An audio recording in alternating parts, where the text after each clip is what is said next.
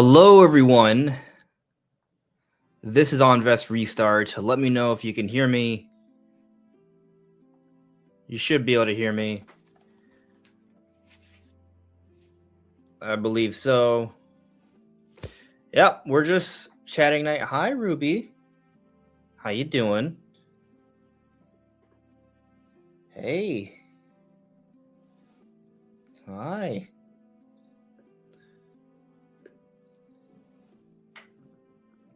How you be? Careful now. Watch out for the cord.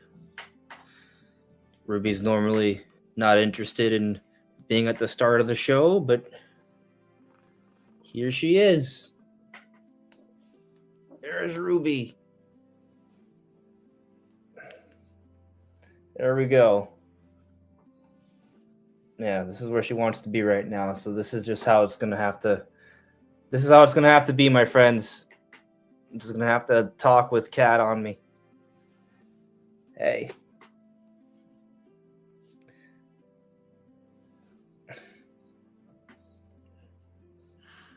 There we go. Checking with the chat. Like we're just gonna do, just like a chill Q&A tonight. It's the end of the month. I got to hold my baby nephew earlier today. He was born early this morning. So that was pretty cool. And I actually find it really interesting. It just kind of occurred to me. Careful. I don't know if I like that spot for you. Your balance is great, but I don't know. I don't know. Are you going to go down? You look like you're going down. Where are you going? No. Yeah, I'll grab you. We're not going. You could fall. There. That's better. Yeah. Let her cook, Eric. Yeah, the thing is, what I'm worried about, she's chilling here, right? And actually, there's like a little beam here, so maybe she would have been okay. But I was a little worried that like maybe her like claw like catches on here, she goes down, and her like I over worry about these things. I overthink about every small potential issue. So that's me. But she probably 98% or higher chance she would have been totally fine. Anyway, it's cool. But yeah, so what I wanted to say though, what I just kind of find interesting. So my nephew's name is Maverick, right? But Maverick, I'm not a big Top Gun guy. But the idea of my nephew's name comes in part from Top Gun, right? And if I'm not mistaken, Glenn Powell, who stars in Top Gun, is now the voice of Fox McCloud. And now I'm here thinking, okay, a few years from now, the Star Fox game will probably have been out for a few years already. I still think it's coming out this year. I was already thinking a Star Fox game would be coming out by the end of next year. I was talking about that in lead up to the movie until we got the report that it'd be coming out even sooner. But the thought just kind of occurred to me. It's like, hey, my nephew was born today, the very end of April. His name is Maverick. And it's just going to be kind of cool a few years from now when he's just old enough to start playing games that I can play this Star Fox game that reportedly, not confirmed, but reportedly is a multiplayer game, has multiplayer in it. And if you've been following me, I've been kind of like talking like about the idea of if it having cooperative play. So I'm just kind of excited at the prospect of that. And obviously, that would be years down the road when he's old enough to play games. And I have to also assume this specific Star Fox game is a cooperative or multiplayer game, which, I don't really think is that much of a stretch. But it's just cool. Like I'm excited to, share experiences, with the next generation. Like that to me, like I'm looking forward to that. I want to have them watch all the shows that I love, play all the games that I love. I want to teach them stuff. I'm excited to be an uncle. I think it's gonna be a good time. So I'm happy about it. Yeah, that's pretty much it. Thank you for the congratulations, guys. I appreciate it. Uh, yeah, but just here to chat, talk Nintendo. Let's see. I do think it's interesting that a lot of people are like quick to try and be like, see, it's wrong. Just wait. Like, sure, it wasn't revealed yet, but I feel really good about this Star Fox. Like, I am not worried about this thing not being real. It's disappointing that it wasn't revealed yet, and perhaps that has implications for maybe coming out later in the year. Maybe. But I'm also like, and if you watch today's video, something's got to come out in June. Something has to come out in June. Like something. Listen. I'll show you this. If you didn't see yesterday's video, I'll show you this. Right? I just put together a little doc. Right? Nothing too crazy, but I just looked at the last several Junes. These are all Nintendo published titles in the month of June, going back several years. I looked further actually, and there are still releases in June. The thing is, once you can start going past like 2000, even now, notice how I'm like noting other regional releases. Like Nintendo's releasing different games in different regions, but the point is, June consistently has had multiple Nintendo published titles. Like, just think about this for a moment. Like, you go to June 2014, which was many years ago. This is during the Wii U era where things weren't great, right? Mario Kart 8 came out at the very end of May. So technically not June, right? But even with a huge monumental releases, Mario Kart 8 at the very end of May, they still make sure to put out Tomodachi Life in North America, Pokemon Art Academy in Japan in June.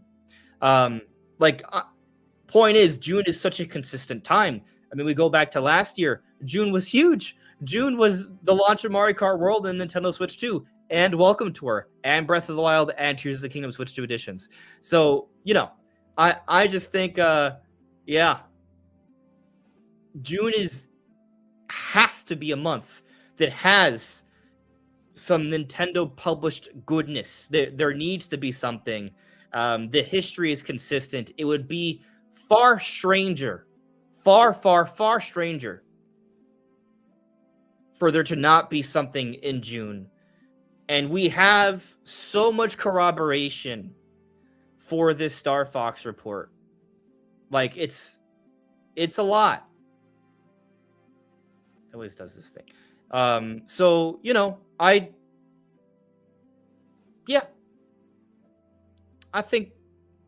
think it's happening. It says I'm frozen. I'm not. I think that's the YouTube thing glitching again, I guess. Yeah, I don't know what to tell you. Maybe I should use a different streaming software. That's possible. Because it's working on my end.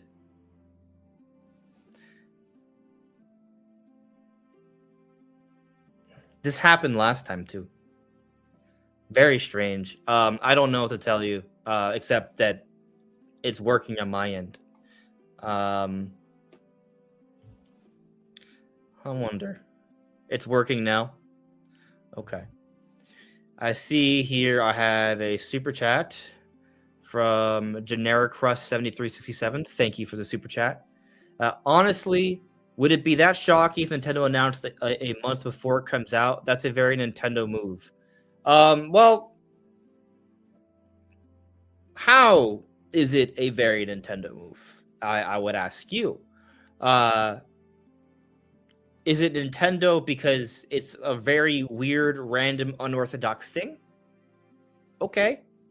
I see where you're coming from if that's your perspective. But also, how much history do we have of Nintendo announcing something 1 month before it comes out? Like, we've seen some short turnarounds, But that's a really, really short turnaround.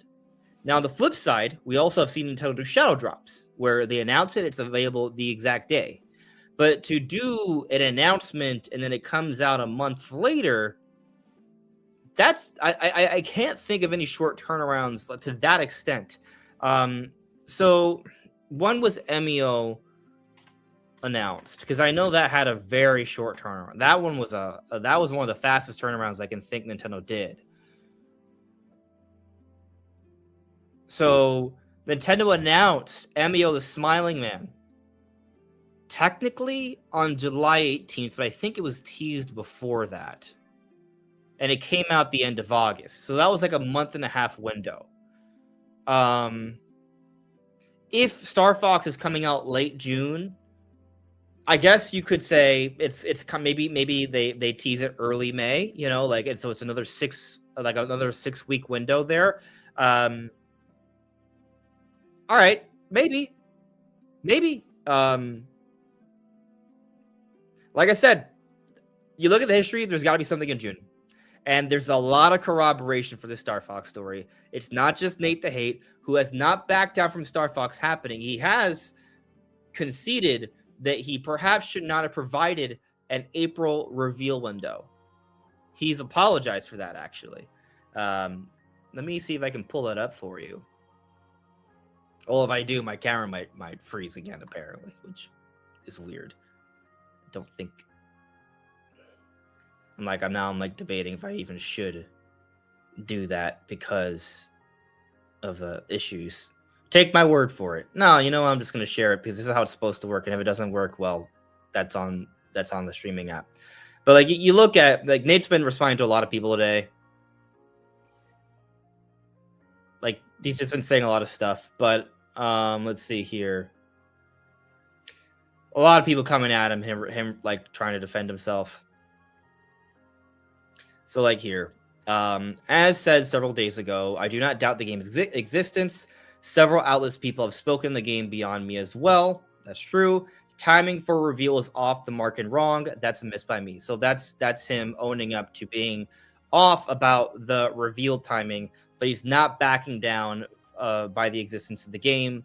As we talked about earlier in the week, he indicated it's possible Nintendo may have shifted their marketing window a little bit, but that doesn't take away from his confidence in the reveal. So, you know, something to keep in mind there. Again, my camera's probably being weird again. I'm sorry. I don't know. We'll see. But we'll see. I like like I said, the camera looks fine to me, but it may not look fine to you. Anyway, to my point. He hasn't backed down from it. He believes it's still happening. We have Video Games Chronicle who has corroborated this. Apparently, there's this French journalist, Oscar.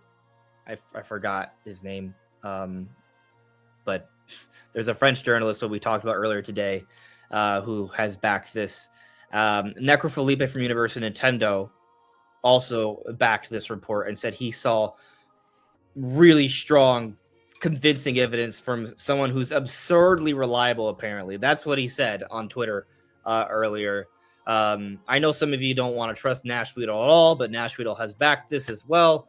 And I'll just say that those are the people who have publicly said they've heard about this Star Fox project. Those are the people who publicly have said they've heard about the Star Fox project. That's all I'm going to say in regards to that. But that's already a lot.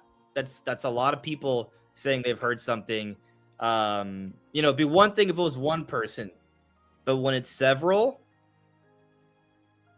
it's a little different. So, you know, not to mention, they just put Star Fox in the Mario movie. Like, obviously, there's something to that. As we've covered on this channel ad nauseum, the cross-promotional strategies, there's meaning there. Now, to be fair, you look at the Donkey Kong situation, yes, there was meaning to it, but it was a multi-year plan. This Star Fox thing may end up being a multi-year plan, And that may mean a Star Fox game is on the way, but not immediately. That is totally plausible.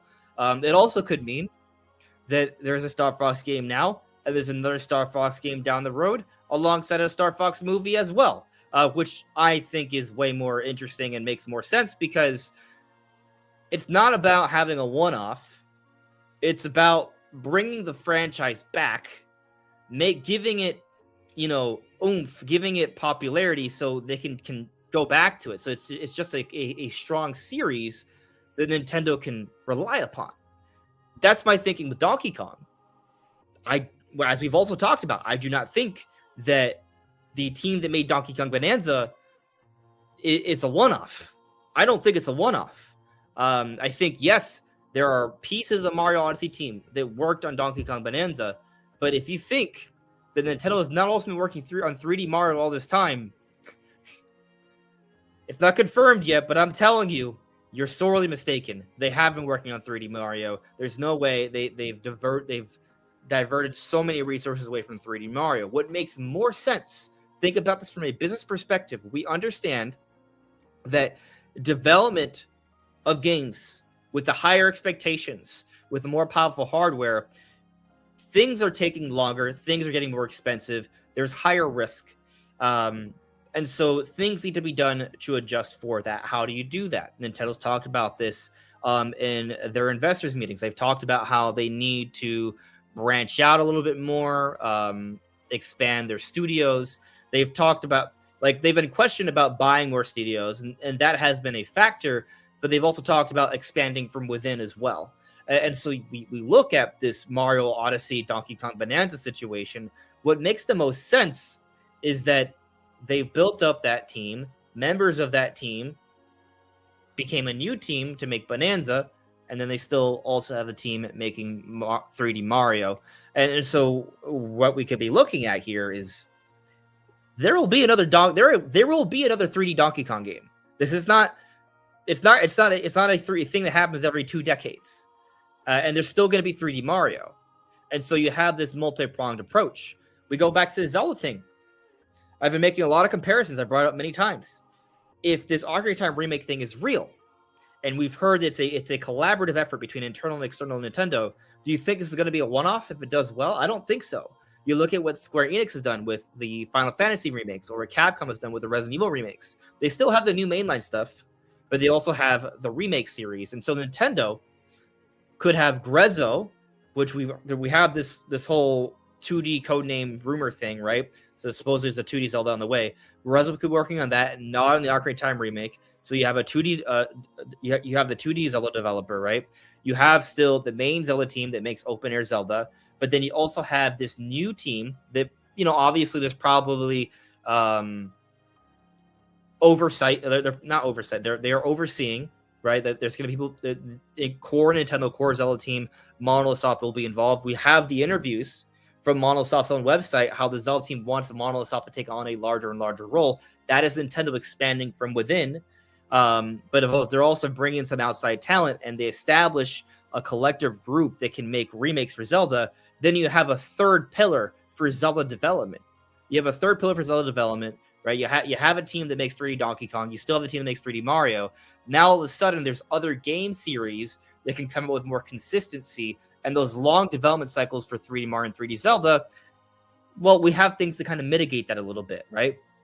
And so it's going to be really interesting to see when the Star Fox thing is confirmed. There's a good chance we don't learn about who's the developer initially, but we might get some clues. It's going to be really interesting to find out who is making the Star Fox title. I'm very curious on that one. And so I'm just kind of saying, Nintendo's going to be expanding in different ways. It makes more sense to think there's different teams coming. I realize that's a mega tangent, but that's what I'm here for. So, got another super chat here from Tardy76. Thank you for the super chat. Just started playing Super Mario 3D World, and man, is it super fun. Really wondering what the new 3D Mario next year will have in it, mechanics, etc. So maybe it comes out next year, which, I mean, we thought it would come out this year, right? So, yeah. I mean, I go back to what I talked about a little while ago. Open Galaxy. That open world, open galaxy. You have these giant planetoids, giant ones where they feel like basically the equivalent of a kingdom in Mario Odyssey, but you can seamlessly go to other open galaxy systems. Like that would be, I think that'd be a crazy thing to do. But they obviously could do something completely different. Oftentimes, and we see it a lot, especially with Mario games, they're playing around with quirky, weird ideas, and they find an idea and they build around that. I mean, that is in part what happened with Donkey Kong, with the voxel tech. So who knows what they've been cooking up behind the scenes, and like, what if we did something like this? But going back to the open galaxy concept, we go back to Mario Galaxy 1 and 2, right?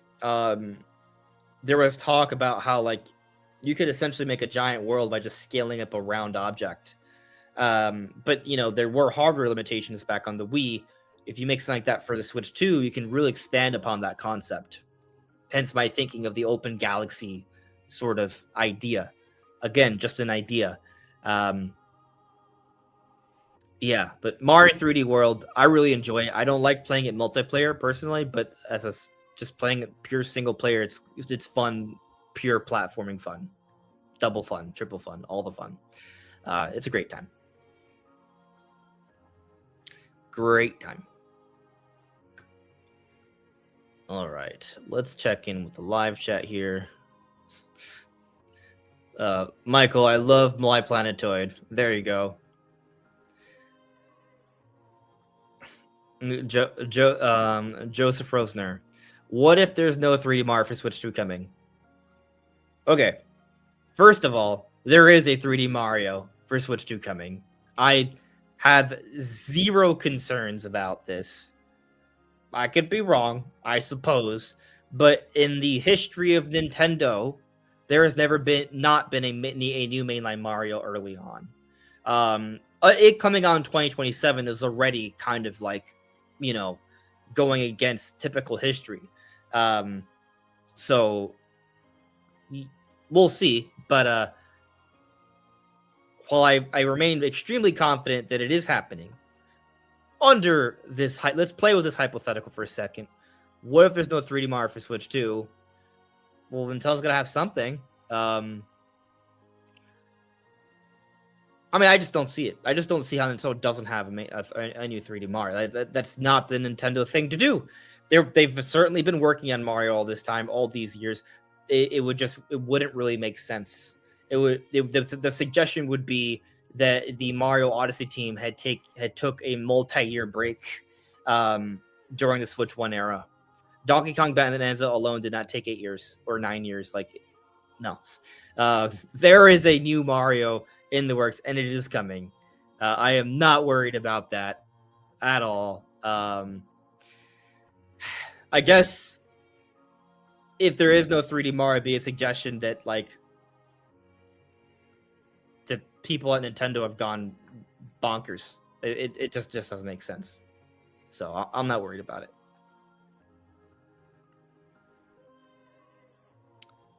False God Dark Soul. Imagine it has Mario Wonders mechanics. That would be interesting. Mario Wonder style in 3D. That sounds like something you would never expect to be able to do on the Switch 1, but on Switch 2, like they might be able to pull off some really cool stuff with that. Yes, having hope. Exactly. Like those interviews are really telling from Monolith Soft, because we knew they were involved. They've been co-developing for years, but to see to the extent that they've been involved, so involved with a lot of the creative decisions behind the gameplay mechanics, the abilities in the game, the character designs, like they are heavily involved. Like Monolith Soft is the Zelda team. They are part of the Zelda team. And so it's actually extremely interesting to read through those interviews and to see just how involved they are, and to hear that they are going to be expanding upon their role. That bodes really well for the future of 3D Zelda development, because that means basically Nintendo has been training up a second team to make mainline 3D Zelda. So I'm not saying they're going to make their own separate Zelda project, but them having an expanded role certainly makes things easier to produce Zelda at a higher quality with more consistency.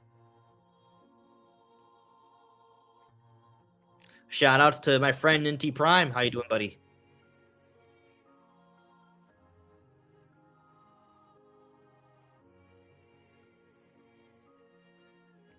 I'm not Boomini, I'm not echoing today. You missed him echoing Andres. You're talking about when we had the podcast. I don't know. Lately, this app has been having some weird glitches on. I don't know what's going on. It's this app. Like I actually pay for this app, and so the fact that it's been having issues lately, it gives me pause. Like it's like, oh, what am I paying for? Like this is supposed to be like a higher quality, like podcasting app to live stream, and it's having consistent weird audio issues or camera issues. Like if I just did this from OBS, a free software, I could do this in 4K with no issues. But there's like certain little graphical effects and little things that I, appreciate, and there are things about it that make the process more seamless and more professional-esque. But when you have these glitches, it takes away from that. So I don't know. Gentle Classic, thank you for the appreciation of the shirt. It's one of my favorite shirts. I've actually, I've had this shirt for years, but I'll buy a new one every few years because it wears away. But I like this shirt a lot. LCC Gaming, Andres, it's unfortunate with how people are acting towards Nate the Hate today. People are taking their anger way too far. This is so cyclical. As an uncle now, yeah, I feel I can say in my years with the wisdom I've gathered, this is par for the course. This is how people act all the time. And what's going to happen, quite frankly, is there's going to be an announcement. And what I think is going to happen is that the Star Fox report is going to be true. And most people who are attacking Nate the Hate, and also other creators who have shared the story, such as myself, will not apologize about it. We'll forget about it. Won't acknowledge it. And then a few months later, when something like this happens again, when we're in a period where there's not that much Nintendo news, and we're talking about things that have a likelihood of happening in the future, don't happen quite when expected, or maybe there's something a little bit off about it, people will jump at your throat, accuse you of all these terrible things, and then when proven to still be valid, will not go back and apologize. It always happens. It continues to happen. I mean, listen, Star Fox being in the Mario movie. I told you guys I was convinced of it, right? People attacked me for this, called me all sorts of things for it. It was confirmed. And a lot of you were very nice, provided props. This kind of stuff, but I'm just saying, it's a cyclical thing. Like, this was just Mario movie came out at the beginning of this month, so, and the reveal was like a week or two beforehand, like of Star Fox. Like this kind of stuff just kind of continues to happen. It's just the nature of the business. You got people out there that need a scapegoat. That's not to say that there shouldn't be there shouldn't be a holding to a certain standard of professionalism and accuracy, right? It goes both ways. But when you're talking about stuff that is unconfirmed, you take it with a grain of salt. When people, it's such a consistent message. But when people don't take it with a grain of salt, and then get mad because they didn't take it with a grain of salt when they were told to take it with a grain of salt repeatedly, it's just kind of like, we said to take it with a grain of salt. Anyway, yeah, I'm not worried about the Star Fox thing. Just be patient. Just be patient. Okay, we got a few more super chats here. From Daniel Vargas. Mis felicitaciones. No, my Spanish. Mis felicitaciones, tío Andres. Thank you. Muchas gracias. I appreciate you. Attack the Backlog. What's up, buddy? Dude, I just saw your DM. Massive congratulations on this incredible news, my friend. Super happy for you. You'll be an awesome uncle. I plan to, and thank you very much, my friend. Yeah, I'm excited. It's a good time. I was holding him in my arms today, and it was cute. I wasn't sure, like, I'm just an uncle, right? But like, I have a very good relationship with my brother, and his wife, right? She's like a sister to me. So seeing them have a kid, I'm so close to it. It's an emotional moment. It's an emotional moment. And I'm very family oriented. So very happy about this kid, and I want to be very involved. So yeah, I'm excited, and we're gonna do a lot of fun stuff. All right, back to the chat. Oh, Attack the Backlog. That's right. You had a podcast. I was looking for it. I think what Howdy Hope's referring to is Nate's podcast, but I know there's another one that you were doing with Nash, right? So I'm curious to see that one.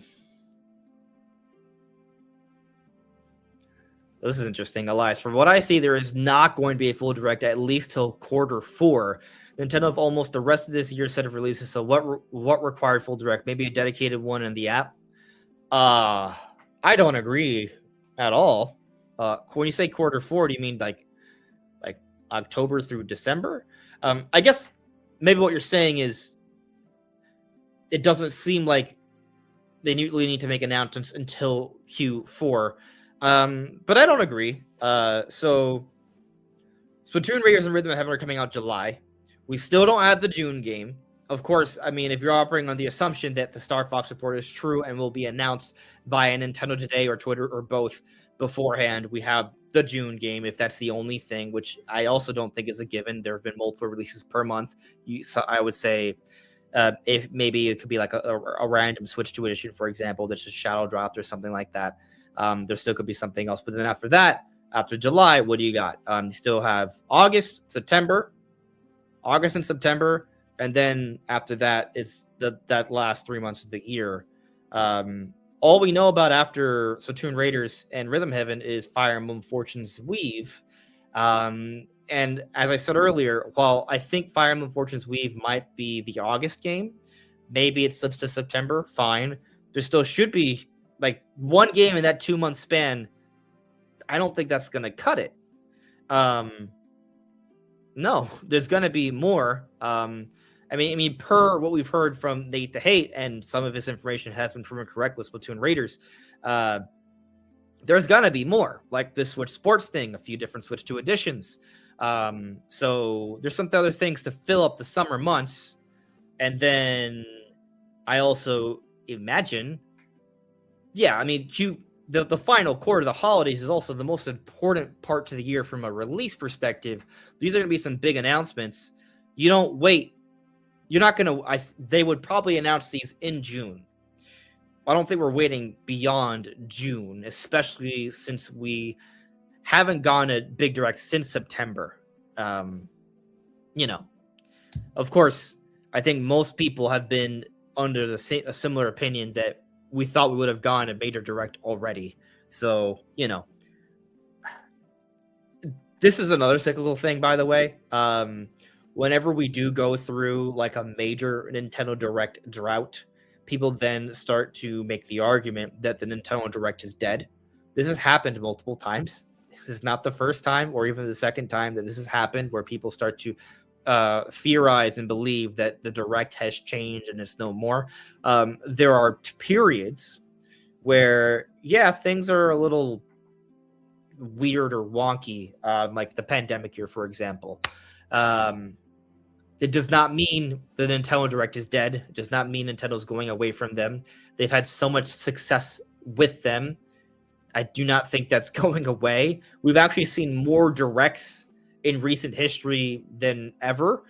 They've just been a lot of smaller, different style directs, but the major direct, we haven't had one since September. It is quite a drought. I do think it is a head scratcher, but Nintendo be doing weird stuff, and we've talked about this.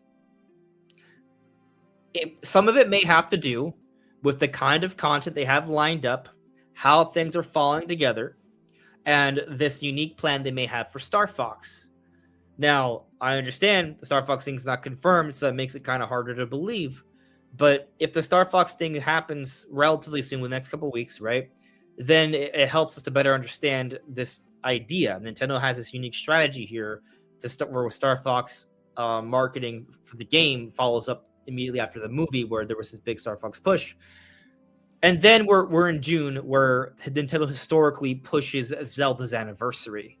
And if we are to be getting this big Ocarina of Time remake, if it is to be ambitious, that is quite a showcase for a big summer direct. That is quite the closer. And then there's other things that they will talk about, like the Dust Bloods. I've theorized Luigi's Mansion 4. We'll see what happens. Yeah, it's strange, but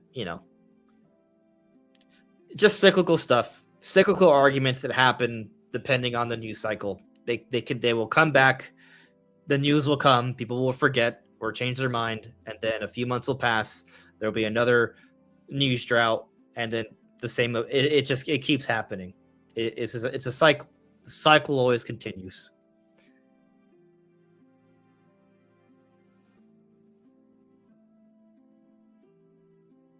I think this is hilarious.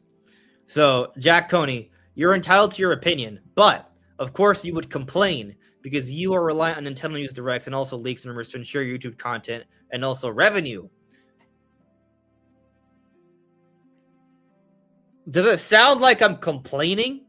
I feel like I'm just talking about the reality of the situation. So, I don't really understand your point. Like, I think collectively most people would like Nintendo News to talk about Nintendo News. It be what it be. I'm talking about how this stuff continues to happen, and it's a cycle. I don't understand. I'm not sure you're listening, but that's fine. You're entitled to your beliefs, however wrong they may be. Now, will I concede that I will concede this? I do not love how Nintendo has handled this first half. But in the grand scheme of things, is it going to really matter? Not if they bring the goods. No, it'll be fine. So, but this is nothing new. This stuff continues to happen. It's cyclical. There's going to be the times where there's so much cool, fun stuff that's on the horizon that's already been announced for us to talk about. And then there's going to be the times where there's not, because Nintendo's being mysteriously quiet until they talk about it. That's just how it is.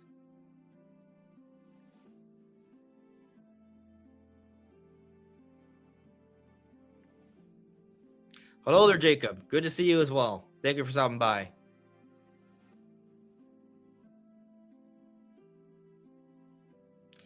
False God Dark Soul. I think Nintendo underestimates the hype that Nintendo creates for their games. I don't know.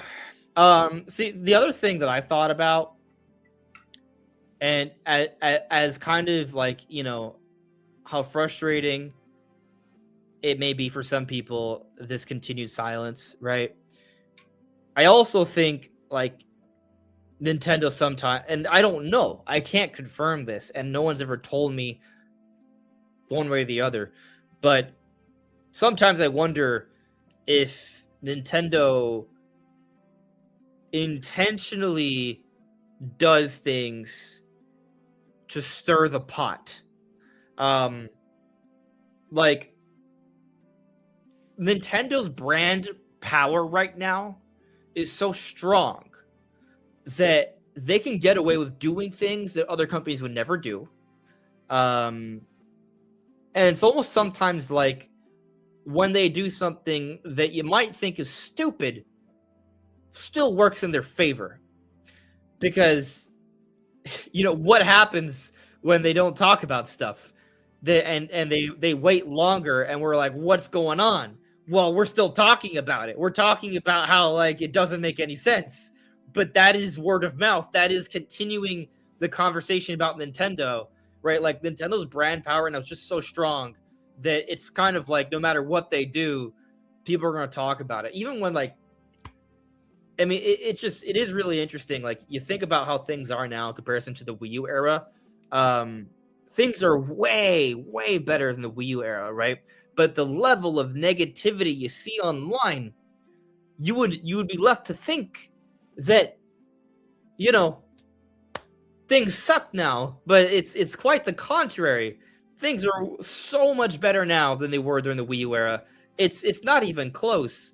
And a lot of this comes from just the conversations and just how social media works, because you know negativity breeds more clicks, and so that if you're just on the internet, you might mistake that to be like the consensus, but it's not. Anyway, like some people have wondered if Nintendo's marketing team saw the reports from Nate the Hate and so on and thought, what if we try and subvert expectations here, push things back another week or two, wait till May? What if that I don't know if that's why they did it. I think that there's so much potential flux of these things that it could have just conveniently changed because of something else, for any multitude of reasons, so many of which we'll never be privy to, you know, in terms of the decision making. Then like there's probably so many variables the marketing team looks at, you know, or has to consider or something. So yeah, we won't know. But if the Star Fox things come out in June, then they have to announce it sooner or later. I really hope they don't.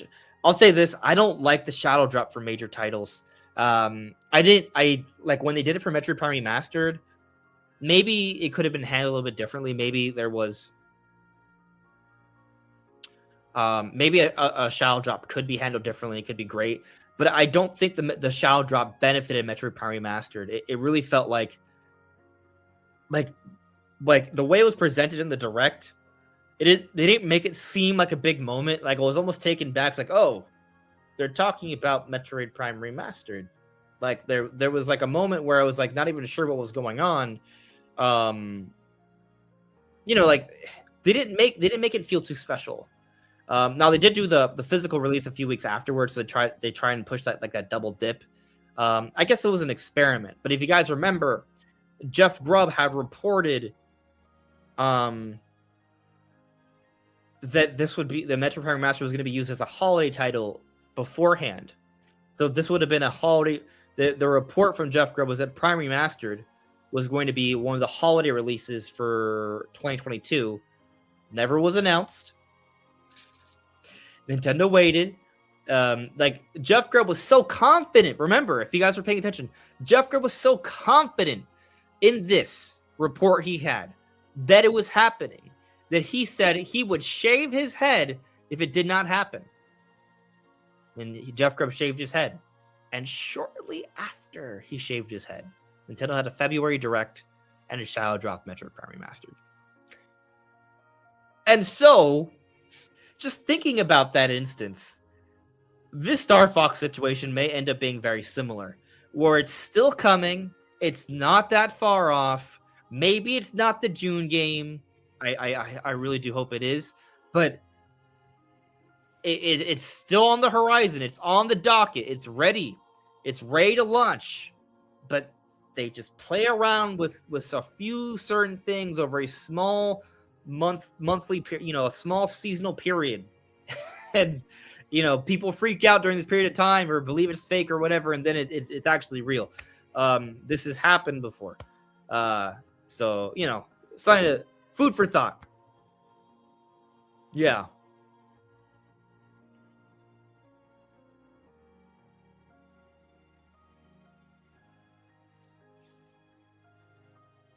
Wilberforce Booster. I think it's not the June game, though, but enough smoke in Galaxy movies suggests something will exist at some point.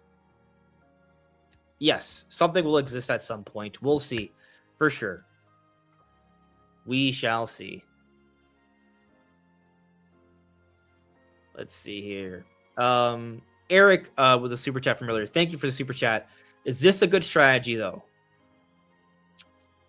I might be missing the context. Are you referring to the strategy of waiting very late to reveal Star Fox, or are you referring to the strategy of not having a big Nintendo Direct for a long time? Which one are you referring to here? Okay. I'm not sure what you're referring to here, but I'm going to just provide another interesting example of Nintendo waiting so long that it seems like what they're doing is shooting themselves in the foot, but it still worked out really well for them. You guys remember Tears of the Kingdom? You know, the most recent open-air 3D Zelda game that came out in 2023 and had record-breaking sales. Hit 20 million faster than any other Nintendo game in history, like in 3 days. Like it was a very short, I think 3 days ahead, like historic launch. I'm not saying it hit 20 million in 3 days, but it was very fast. Let me look up an article actually. Tears of the Kingdom sells how much in 3 days?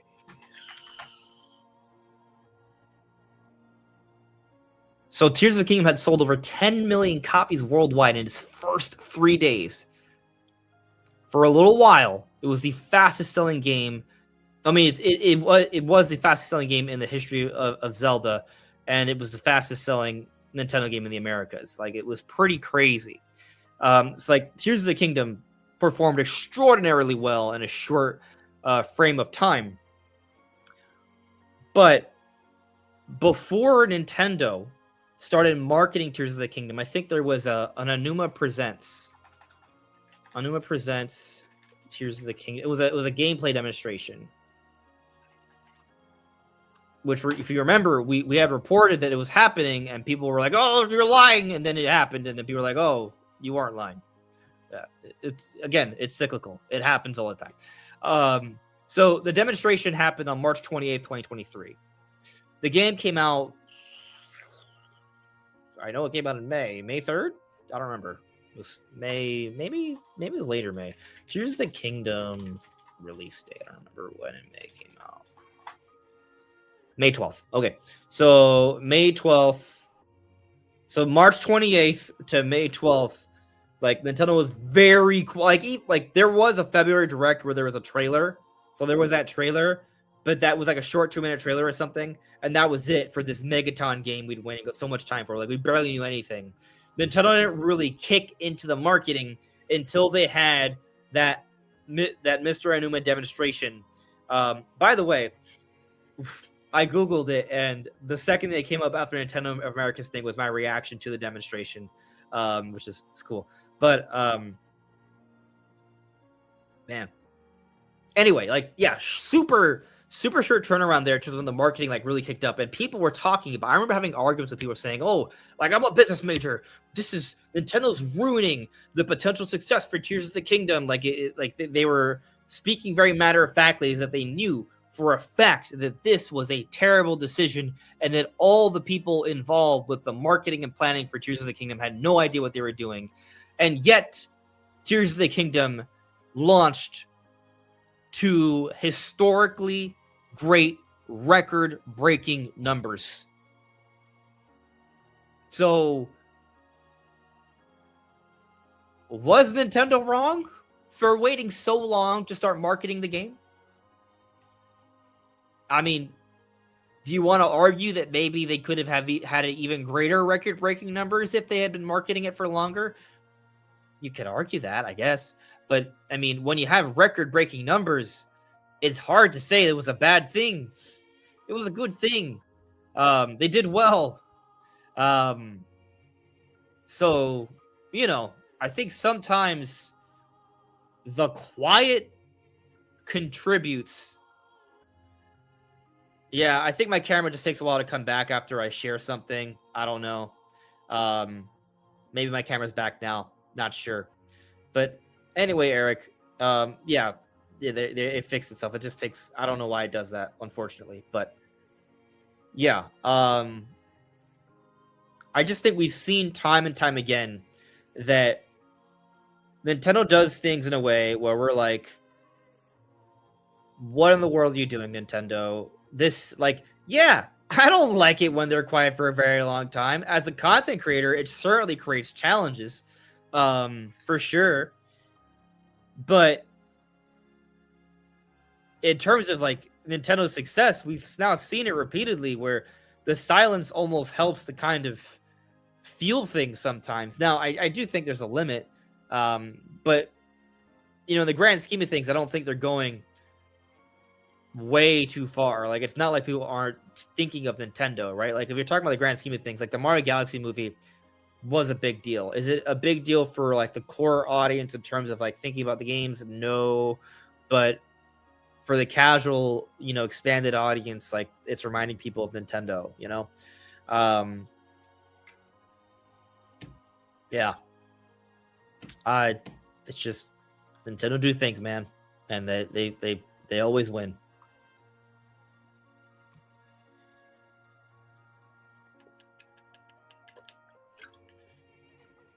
Wilbur from Swooster. I kind of like it when rumors are wrong because it adds to the mystery when Nintendo finally does a direct. I don't know if I agree. Like, I mean, I understand what you're saying. I think there's just times that there are directs that aren't good or just okay, and then there are times where directs are amazing. Like I think the Switch 2 direct is pretty good. The April one, I didn't. I thought the September direct was only okay, and I feel really good about it because the content from that September direct we've mostly been kind of going through this first half of the year, and this first half of the year has been pretty from Nintendo's side of things has been kind of mid to me.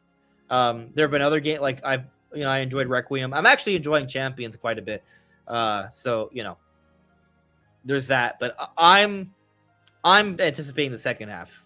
The second half is where I think things are going to be better for me. Fingers crossed.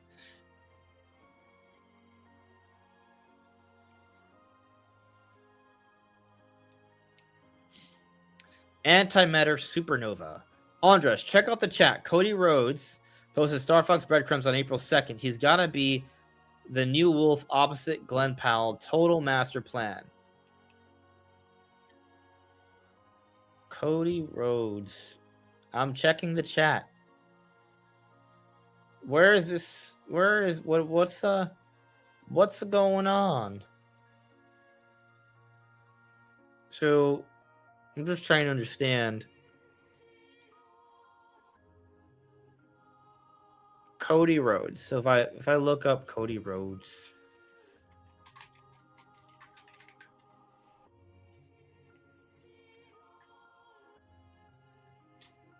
Several people follow him.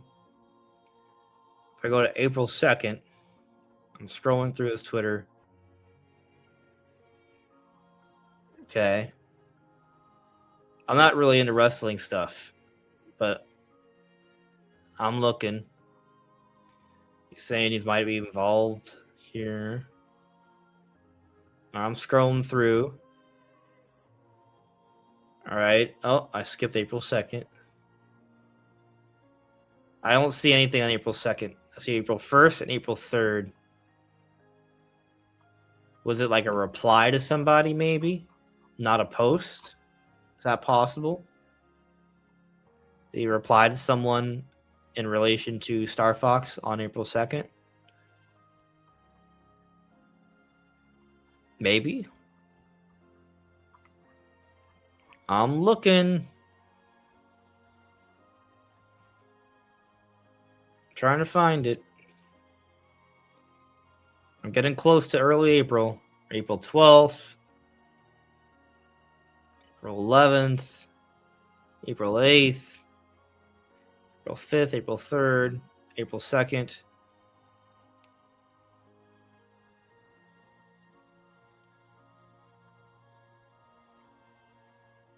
All right, I'm looking. I don't see anything Star Fox related. No, I don't see anything. So what did I miss? What did I miss? I'm not sure. I'm not sure what I was supposed to find there, but I looked. Unless it wasn't on Twitter. It was somewhere else.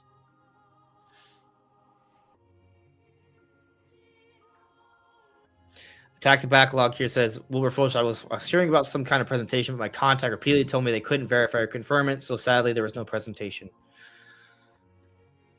Yeah. Oh, well.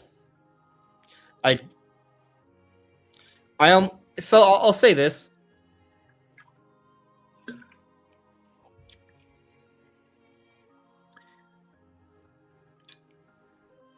If we're like, we didn't get a partner of any kind in April. The Star Fox reveal didn't happen in April. We're now in May. We've been waiting a long time for some significant Nintendo news.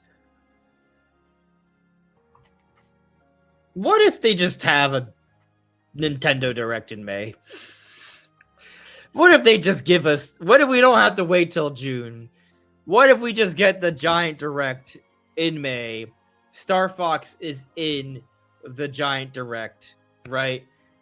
Zelda's in the giant Direct, and they're just like, hey, here's the giant Direct. Here's everything you want. They just do it a month earlier because we've been waiting such a long time already. Like, what if they just did that? I mean, I'd be happy about that. I'd love that. I'd love the news to come sooner. We've been waiting such a long time.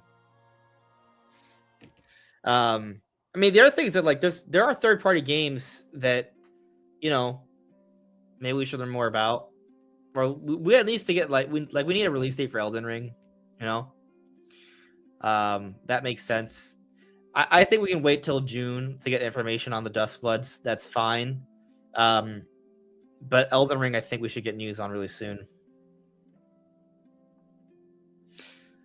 Even, yeah, I mean, Wilberforce, if they even announce a Direct ahead of time, I mean, that would be interesting. It made sense for them to announce the Switch 2 Direct ahead of time because it was, you know, the reveal of the console.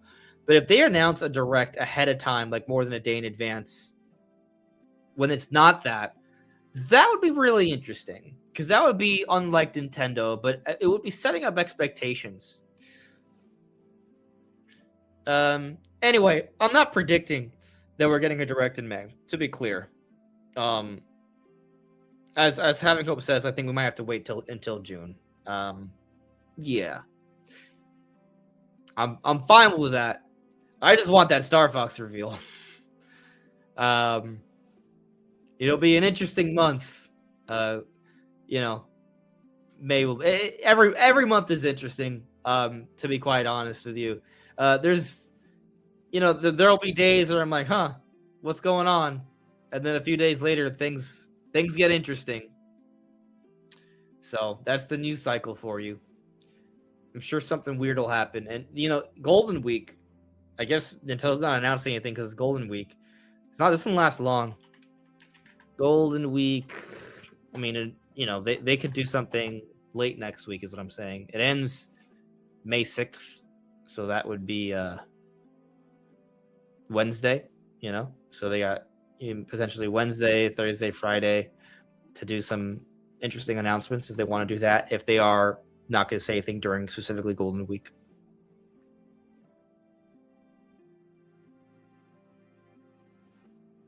Yeah.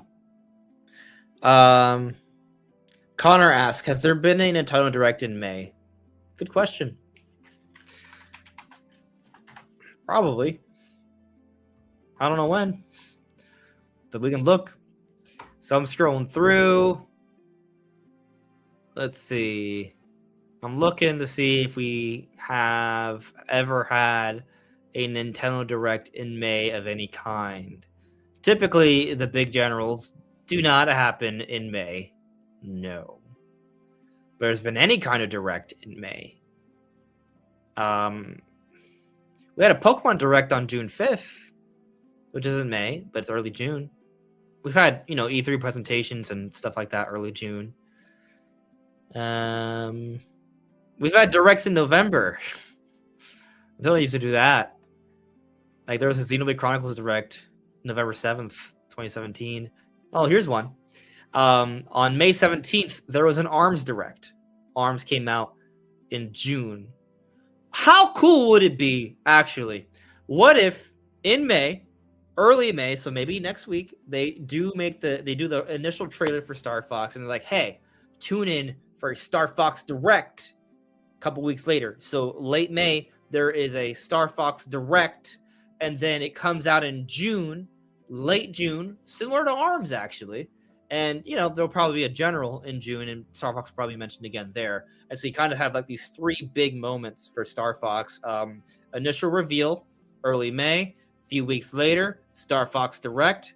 It would be really cool to do a test fire or something for Star Fox if it is with a big multiplayer focus. That could be like another big marketing moment. And then it's mentioned again when it comes in the big June Direct right before it comes out late June.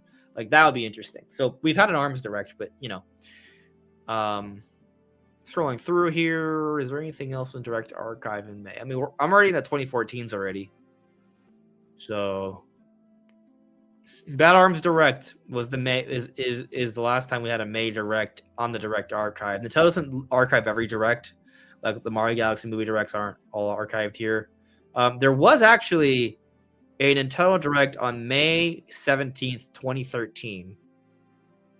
Here, the synopsis or whatever summary says, check out Wii Street U, Mario Sonic at the Sochi 2014 Olympic Winter Games, Donkey Kong Country Returns 3D, new features, Animal Crossing New Leaf, Game & Wario, New Super Luigi U, Pikmin 3. So, yeah, there was a general Nintendo Direct on May 17th, 2013. And they still had a Nintendo Direct at E3 that year. Good times. But also not good times because it was a Wii U era. Interesting.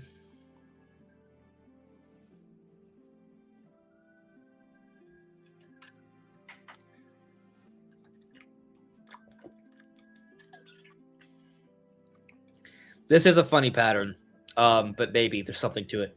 I did notice this. Lorfu said, not to alarm people, but since 2023, Nintendo's been skipping doing consecutive general directs. So a June direct suggests no general until spring 2027. Partner instead for September. It is an interesting pattern to look at. I do not think that this pattern is intentional. I think it's very situational. So I think it's a coincidence that it's kind of felt like it's been interchanging. I'm not going to sit here and guarantee there's going to be a September Direct either. I think we have to kind of look at the content we have. Yeah, it's hard to say for sure how they're going to do things. I wouldn't even necessarily mind there not being a September Direct. I mean, I'm not I guess I'm not necessarily against Nintendo having two giant directs in the year. I'm not, instead of the three. The three was honestly a fun pattern because I think from a content creation point of view, there was a good flow there. But I think what will matter more is just consecutive games that are interesting. I think for the audience here, right? I know, obviously, I'm sure some of you are playing Tomodachi Life. I'm sure some of you are excited for Yoshi's Mysterious Book. I'm sure some of you are playing Pokemon Pokopia. But there hasn't been, for this first half of the year, there hasn't been any games that are big talking points for us, right? I am going to try talking a little bit more about Splatoon Raiders. I am interested in that game. I don't know if most of you here will want to watch Splatoon Raiders content. We'll see what happens. To me, that's what just matters more, though. Just having games that are interesting to talk about and play with some regularity. As I said before, personally, January through at least May has been relatively I played Pokopia. I don't know if I'm going to finish it. I tried. I honestly tried. I'm not saying it was bad. It was likable, but it's not my kind of game. So, October through December last year, that was a fire period. That was a good, fun period. So we'll see. I just hope Nintendo, I don't even mind the games that came out. I just wish Nintendo had a better blend. It feels weird that they put out Tomodachi Life, Pokemon Pokopia, so close together. I feel like one of those could have come out in the second half. Reminder, they also put out a big update for Animal Crossing. They're all the same cozy genre, life simulation cozy genre. There are clearly differences between the three. They're all very different, but they're also hitting the same type of player base. There's a lot of crossover there. And so I just kind of have to stop and think, what if, Tomodachi Life was saved for the second half of the year, and maybe something like Luigi's Mansion 4 got pulled to the front, or something. That would have made, I think, just a better balance would have been nice for the Nintendo's different audiences. They really kind of front-loaded this year with casual, cozy stuff, which only appeals to a certain part of their player base, not me. So that is my criticism of how Nintendo's handled things. Not the content itself, but how they've ordered the content. I think if they had swapped a couple things, balanced out the roster for the year. Yeah. Ninty Prince, it seems like you really disdain cozy games on Switch too. They're not for me. It's quite simple. I think a lot of people love cozy games, and I think they should be enjoyed, but they are not going to be enjoyed by me. And I know I am not the exception to the rule. I'm a different part of the player base, and all I'm saying is more balance. I'm not saying to delay these games out the year, but maybe not have them all come out in a 3 or 4 month span. So that's just my take.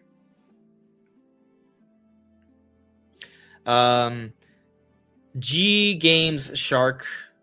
Other than Mario and Zelda, what game franchise from Nintendo would get you excited for the 2026 lineup?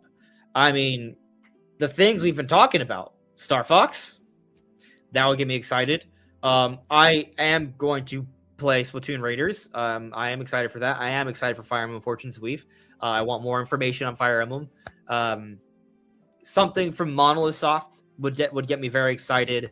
A Metroid release of any kind, that would get me excited. A new IP would get me very excited. Maybe a follow-up to Astral Chain. That would be super interesting. Luigi's Mansion 4, as we've been talking about, that's another possibility.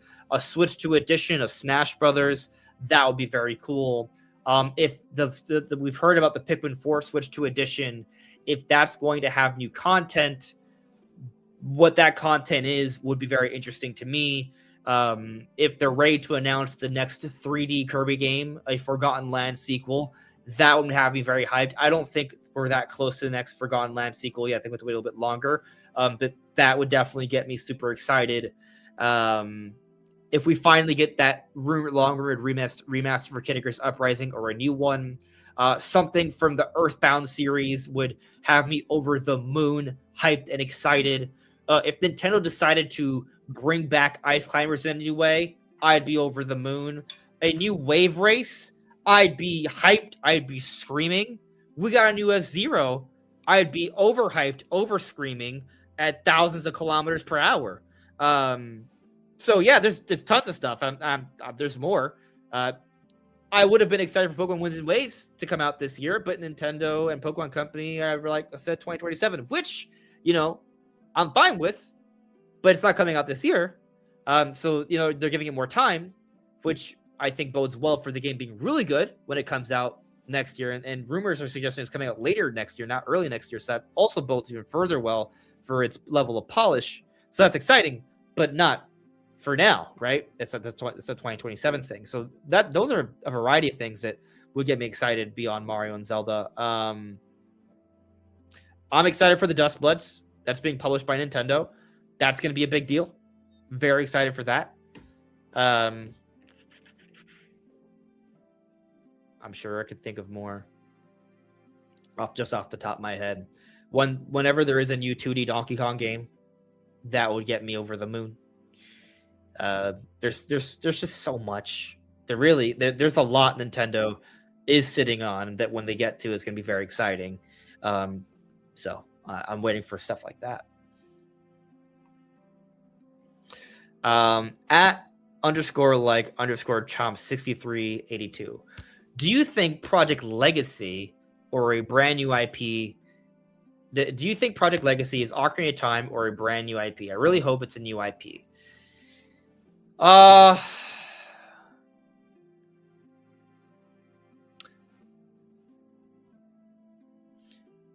being quiet right now, not because I know anything. Just to be clear, I'm being quiet because I'm honestly divided on this.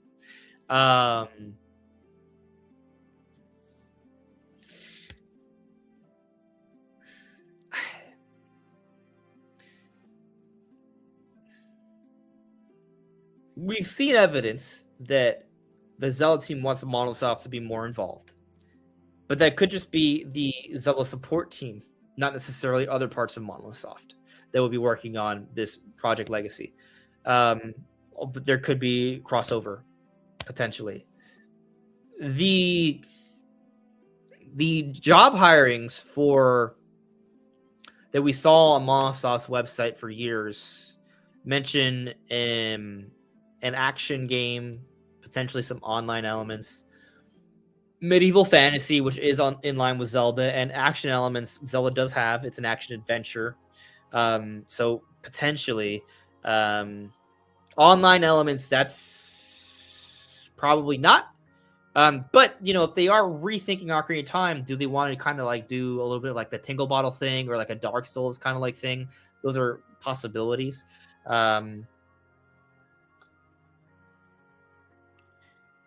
Also, but the conceptual art they use for the hiring, which may not be a clear indicator what the game is, but did have a lot of Zelda symbolism. And I have theorized that maybe their new IP is in the Zelda universe somehow. But also, is that Project Legacy? Could they be two separate things? Like, could there still be this new IP project that they have been hiring for many years, and that's still coming? Is that Project Legacy? That's what I've assumed. But is it possible Project Legacy is Monolith Soft and someone else working on the Ocarina of Time remake? And I'll say this. Those hiring pages that have been around since early on the Switch 1 era, I do not believe they've been working on an Ocarina of Time remake at Monolith Soft for that long. So I believe they were recruiting for something else that wasn't indeed a new IP for several years. So I'm gonna, maybe I'm wrong here. I'm gonna go out on a limb and say that while I'm uncertain on exactly what Project Legacy is, because that's one of the codename leaks, and Monolith Soft could definitely be involved with that, and that may be Zelda. I do think that they have been recruiting for something, and that was before the Ocarina of Time remake. So I'm leaning towards them being separate things, but I'm clearly not like convinced one way or the other. It's just interesting how we know Monolith Soft is heavily involved with Zelda.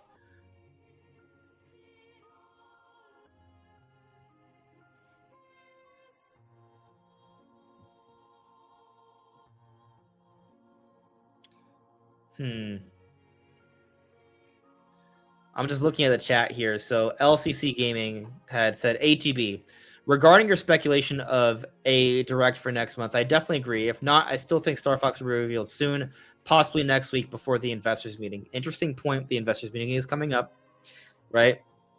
And then Attack the Backlog, ATB responds, for LSLC, I think it's insane anyone doubting Need to Hate. I don't know anything about it myself, but it clearly is real and coming soon, and possibly when you say also LCC. I hope you guys are onto something here. It does make sense.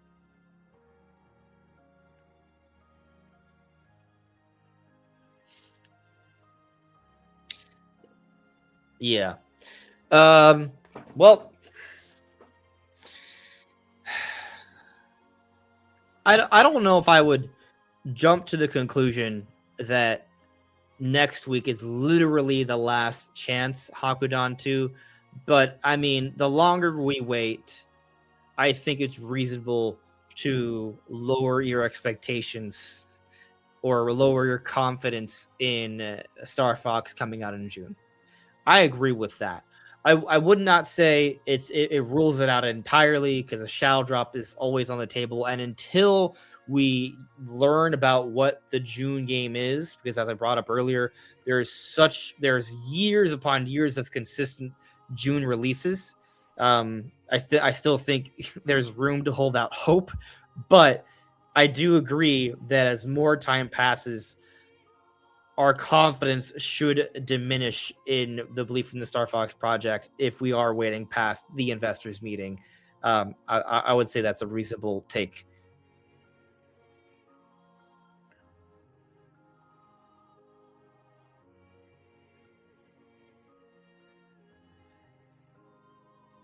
All right, so antimatter here. This is the last thing I'm going to do before I call it a night.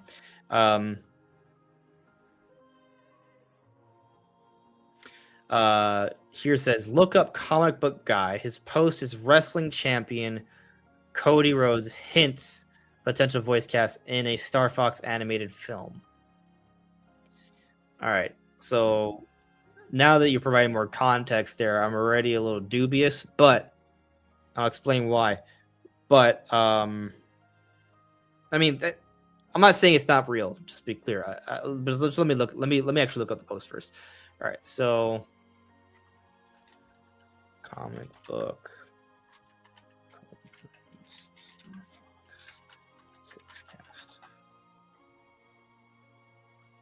Okay.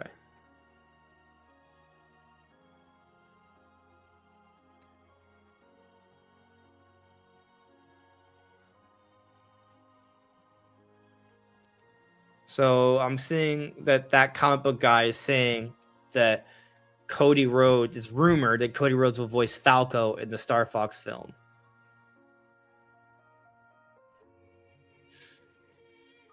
I mean, I'm down for it. Yeah, Falco needs spunk.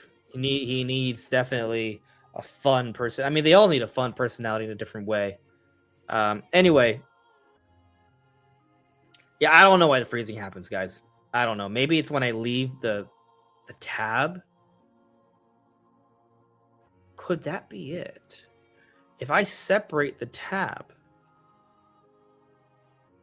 this shouldn't work this way, but maybe there is some sort of weird Google Chrome issue. Maybe this is a Google Chrome issue. Google Chrome has issues. Maybe that's what it is. So let me know.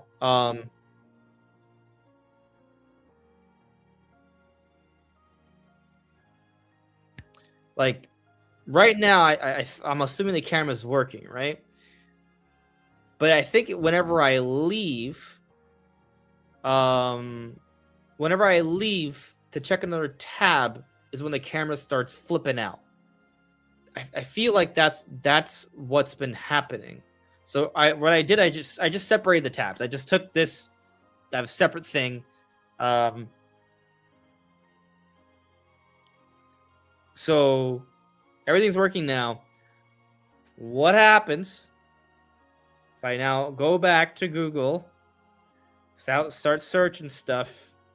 Is there any kind of weird...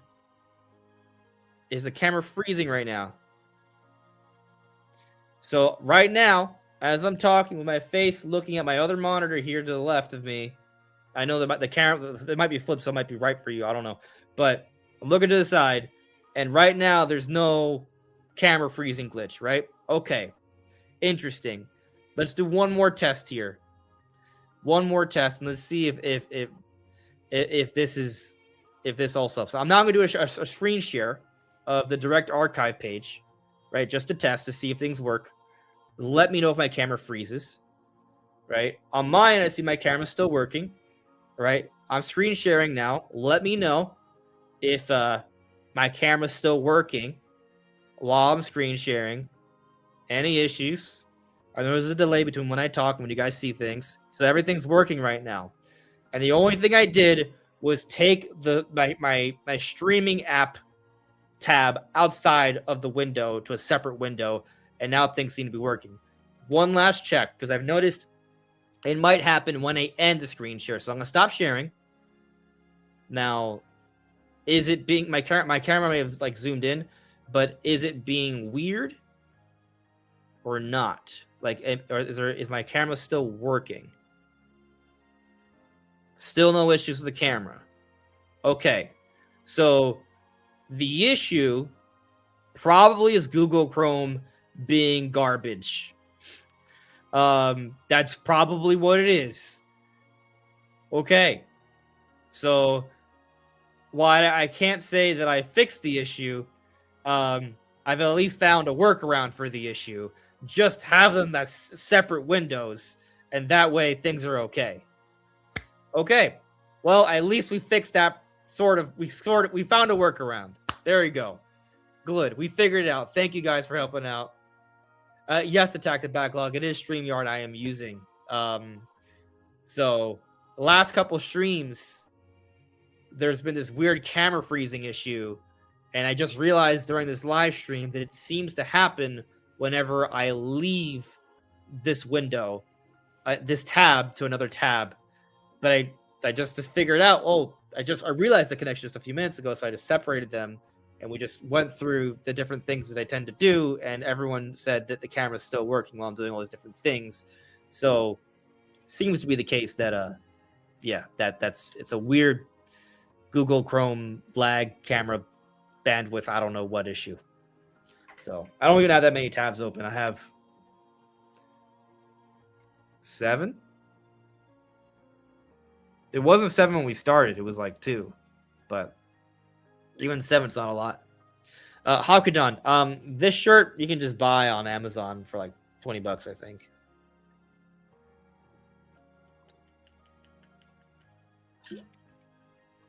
Yeah, ADB. I've been using the StreamYard app for years, actually. It has improved in ways, but lately I've been seeing some glitches. But I'm now realizing that it might be more of a Google Chrome issue and not a StreamYard issue.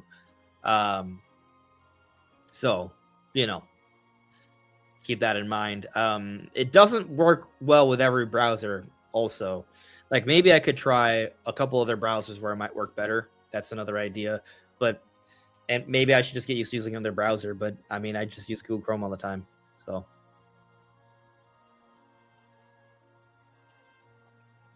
Yeah, Antimatter here says, since Cody is rumored to voice Falco in the game in the movie, hopefully he voices the Far Side game as well.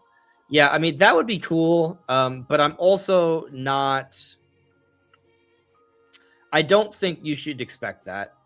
I think it's kind of like expecting the Mario games to have the voices from the Mario movie. Maybe these actors that are involved with the Star Fox movie aren't going to be as highly paid. But even still, the amount of money they would expect, I just don't know if they would go that far. I would expect different voice actors. And I mean, I've never had an issue with the voice actors in any Star Fox game, actually. So it's not really a concern of mine. I understand how cool would it be, but I don't think they would do it for the game. If they do it, that'd be crazy. That would suggest a fat budget for this. So Connor asks me, what about Streamlabs? It's not the same as StreamYard. They're very different. StreamYard is good. Minus the glitches, apparently. Yeah. Anyway, it's late. I'm an uncle now. Gotta get up in the morning. Gotta do stuff. But thank you for coming by, everyone. Having this chat. It's been fun. And welcome to a new month in a few hours. May begins. And what happens in May, well, we'll find out. But I'll see y'all really soon. Take care. Have a good one.